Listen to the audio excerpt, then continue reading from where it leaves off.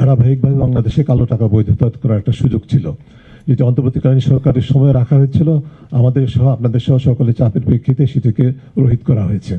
আমরা এই বিষয়টিকে আর পুনরাবৃত্তি দেখতে চাই না, কারণ কাজেই আমাদের প্রস্তাবনা হচ্ছে, যেটি জুলাই সনদের অন্তর্ভুক্ত প্রস্তাবনার অংশ, সেটি হচ্ছে যে একটা সুনির্দিষ্ট আইন করে কোনো প্রকার কালো টাকা বৈধতার সুযোগকে চিরতরে বন্ধ করতে হবে।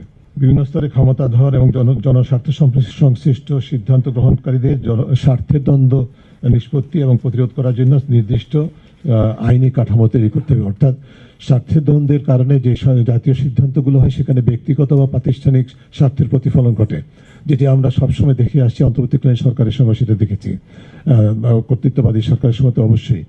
সেই ধারাবাহিকতা প্রতিরোধ করার জন্য সকল যাদের হাতে ক্ষমতা তাদেরকে তাদের স্বার্থের দ্বন্দ্বটা প্রতিহত করার জন্য স্বার্থের দ্বন্দ্ব নিরসন আইনি এবং ব্যবস্থাপনা কাঠামো তৈরি করতে হবে সুনির্দিষ্টভাবে। যে প্রক্রিয়া বাংলাদেশ থেকে অর্থ পাচার হয়, সিংহভাগ অর্থ পাচার হয়েছে, তার মধ্যে অন্যতম কারণ হচ্ছে যে বাংলাদেশে চূড়ান্ত মালিকানা ও তথ্যের ঘাটতি, প্রকাশের ঘাটতি।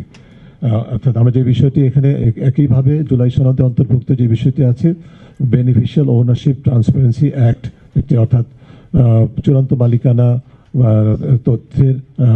তথ্যের প্রকাশের আইন, এবং তাই সেই মালিকানার তথ্যসমূহ জনগণের কাছে প্রকাশযোগ্যভাবে উপস্থাপনা করার জন্য একটি উন্মুক্ত রেজিস্টার পদ্ধতি চালু করতে হবে। বিভিন্ন দেশে এর মাধ্যমে কর ফাঁকি থেকে শুরু করে অর্থ পাচার, দুর্নীতি প্রতিরোধ, বিশেষ করে উচ্চ পর্যায়ের দুর্নীতি প্রতিরোধ নিয়ন্ত্রণ করা সম্ভব হয়েছে।